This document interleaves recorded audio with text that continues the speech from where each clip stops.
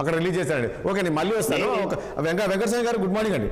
వెంకటస్వామి గారు నమస్కారం. వెంకటస్వామి గారు, ఏంటి గవర్నమెంట్ ఈ ఇష్యూ చాలా సీరియస్గా తీసుకున్నట్లు కనబడుతుంది పుష్ప 2. ఎందుకంటే ఆ పుష్ప సినిమాలకి ఇట్లా తగ్గేదే లేదన్నట్లుగా మీరు కూడా తగ్గేదే లేదన్నట్టున్నారు కదా. మొన్న ఆయన ముఖ్యమంత్రి గారు మాట్లాడిన వెంటనే అల్లు అర్జున్ మాట్లాడిన వెంటనే నిన్న పోలీస్ కమిషనర్ మాట్లాడడం, ఇదంతా ఒకటి ఏం చెప్తున్నారంటే ఇదంతా పొలిటికల్ టర్న్ తీసుకున్నదండి ఇష్యూ. ఈరోజు నిన్న ఏం చెప్తున్నారంటే ఇదంతా ఒక టార్గెట్ చేసింది కాంగ్రెస్ సర్కారు సినీ ఇండస్ట్రీని ఇక్కడ నుంచి తరలి వెళ్లేందుకు ఒక కంకణం కట్టుకున్నారు అనే విధంగా కామెంట్ చేస్తున్నారు. అందుకే ఈ ఇష్యూని తీసుకొని ఈ రకంగా భయభ్రాంతులకు గురి చేస్తున్నారు అనే విధంగా కామెంట్స్. ముందు ప్యానెల్లో ఉన్న మిత్రులందరికీ కూడా నమస్కారం, మీకు కూడా నమస్కారం, ప్రేక్షకులందరికీ కూడా. ఎస్, మాట్లాడండి సార్. ఎస్ వెంకటస్వామి గారు, మీది కొంచెం నెట్వర్క్ ప్రాబ్లం ఉన్నట్టుంది. ప్రసాద్ గారు ప్రసాద్ గారు ఈ ఎపిసోడ్ ఏం చెప్తారు?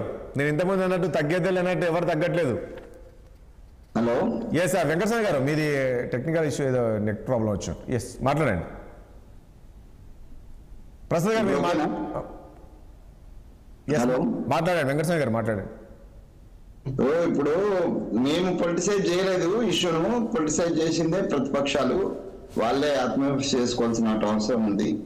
ఒక పక్కనేమో అల్లు అరవింద్ దీనికి సంబంధించినటువంటి ఆయన నిర్లక్ష్యం అనుకోండి, ఆయన యొక్క అహంకారం అనుకోండి, లేకపోతే ఆయన అగ్రెసివ్నెస్ అనుకోండి, దీని కారణంగా జరిగినటువంటి ఈ సంఘటనలో ఆయన అరెస్ట్ తప్పులేదు అనుకుంటేనే దత్తాత్రేయ గారు ఇంకో పక్కన దానికి ఎక్కడి నుంచో ఏడుకో అంటే ఈ అంతా కోడిగుడ్డు మీద ఈకలు వీకేటువంటి మాటలు మాట్లాడుతున్నారు. ఇది సమంజసం కాదు.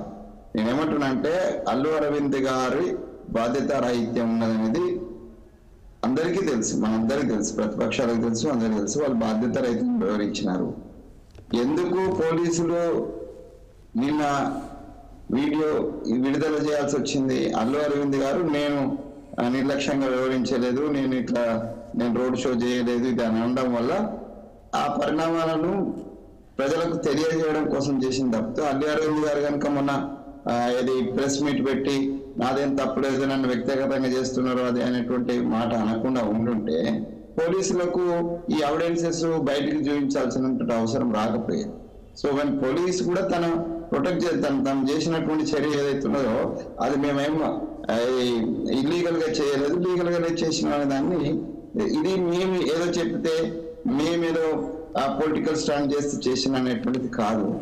ఓవరాల్ గా ఏంటంటే ఆ మహిళ చనిపోయిన తర్వాత ఆయన అల్లు అర్జున్ గారే చెప్తున్నారు కదా, లీగల్ టీం నాకు సజెషన్ ఇచ్చింది పోవద్దని, అందుకని నేను వెళ్ళలేదు అని చెప్తున్నాడు. అంటే ఆయనకు విషయం తెలుసన్నట్టే కదా, ఇంకా బుకాయించుడు ఎక్కడిది?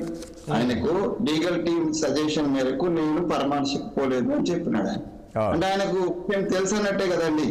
మరి ఈ స్టేట్మెంట్ ఆయనదే కాంట్రడిక్షన్ ఉన్నది. నాకు తెలియదు, ఆమె చనిపోయింది తెలియదు, ఇది తెలియదు అనేటువంటిది ఆయనే చెప్తున్నాడు. మళ్ళీ లీగల్ టీము సజెషన్ మేరకు నేను పరామర్శకు వెళ్ళలేదు, మా వాళ్ళని ఎవరిని వెళ్ళమన్నామని చెప్పినాడు. సో ఇదంతా కాంట్రవర్సీ ఉన్నది. ఇది ఓవరాల్ గా నేను దయచేసి ప్రతిపక్షాలకు కానీ మీడియాకు కానీ నేను ఒకటే విజ్ఞప్తి చేస్తున్నాను. ప్రభుత్వం పక్షాన, కాంగ్రెస్ పార్టీ పక్షాన మాకు ఎవరి పట్ల, అది అరవింద్ గారు మన అల్లు అర్జున్ గారి పట్ల కానీ లేకపోతే సినీ ఇండస్ట్రీ పక్షాన కానీ మాకేమో రాగద్వేషాలు ఏం లేవు.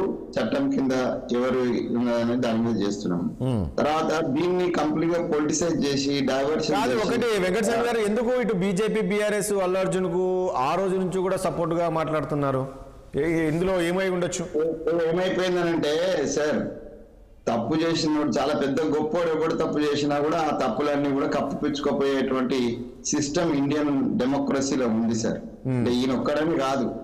ఇప్పుడు గతంలో సల్మాన్ ఖాన్ కూడా ఎగ్జామ్షన్ దొరికింది. అంటే ఎవరైతే సెలబ్రిటీస్ ఉన్నారో వాళ్ళకు నిజంగా కోర్టులు కూడా దారుణంగా, అంటే నేను being an advocate I'm not suppose to comment on the bail system, but it is a shame on the part of the Indian judiciary.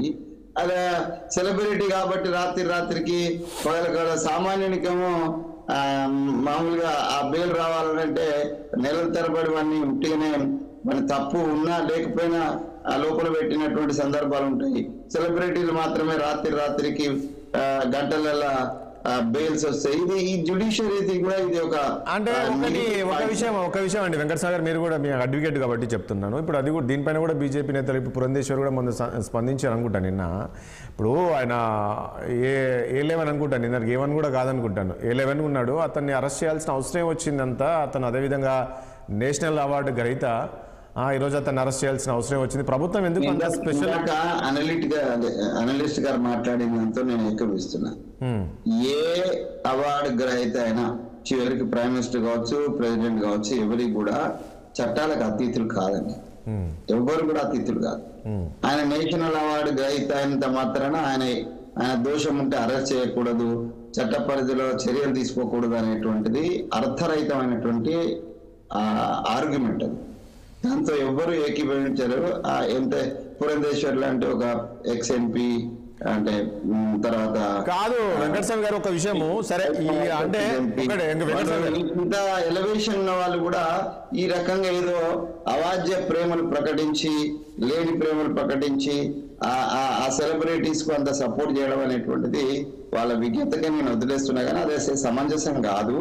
చట్టం మీరు A11 ఉన్నా A1 ఉన్నా కూడా ఇప్పుడు ఎట్లుంటదండి, ఒక్కోసారి మేము స్టూడెంట్ యూనియన్ లో పనిచేసినాం, మిగతా స్టూడెంట్ యూనియన్స్ లో పనిచేసాం. ఒక నిందితుడు సపోజ్ ఎవరి మీద ఆరోపణ, నా మీదనే ఆరోపణ ఉంటే నేను సమయానికి ఇంట్లో దొరకకపోతే మా తల్లిదండ్రులను ప్రశ్నించి మా తల్లిదండ్రులను తీసుకుపోయి పోలీస్ స్టేషన్ లో కూర్చోబెట్టి మేము వచ్చేదాకా, ఆ నిందితుడు వచ్చేదాకా ప్రశ్నించినటువంటి సిస్టమ్ ఉన్నది. అంటే ఆ పోలీసు ప్రెషరైజ్ చేసేది ఉన్నది. మరి ఏమంటారంటే దీన్ని ఎట్లా అంటారు అంటే ఆ నిందితుడే కాకుండా నిందితుడి కుటుంబాన్ని కూడా ప్రెషరైజ్ చేసినటువంటి సందర్భాలు, చేస్తున్నటువంటి సందర్భాలు ఉన్నాయి. ఎందుకంటే ఎవరైతే ఆరోపణలు ఉన్నాయో ఆరోపణలను పట్టుకోవడానికి అది చేస్తారు. అట్లాంటిది 11 అయితే ఏంది, 1 అయితే ఏంది, డెఫినెట్ గా అది కేసు 11 కు శిక్ష పడుతుందా 1 కు శిక్ష పడుతుందా అనేది కోర్టులో ఫైనల్ గా తేలాల్సినటువంటి అంశం తప్పితే ఇప్పుడు అరెస్ట్ దగ్గరనే 11th కు ఎగ్జామ్షన్ ఇవ్వాలనేటువంటి సెన్స్లెస్ ఆర్గ్యుమెంట్ ఏం sir? Law is law and everybody who is in the FIR and ఎవరిని అయితే కేసు ఫైనల్ అందరు నాలెడ్జ్ చేస్తారండి. దాంట్లో 11 అయితే 12 అయితే 23 అయితే జరుగుతాయి, 100 మంది నాలెడ్జ్ చేస్తారు కదా. ఇది ఆర్గ్యుమెంట్ కాదు, అది అవగాహన రహితంతో మాట్లాడుతున్నటువంటి అంశం అండి. A11 కాబట్టి 11 కాబట్టి తొందరగా బెయిల్ ఇచ్చినాము, ఇవన్నీ కూడా ఆర్గ్యుమెంట్ సరైనది కాదు. అది లా ఒప్పుకునేటువంటి విషయాలు కాదు.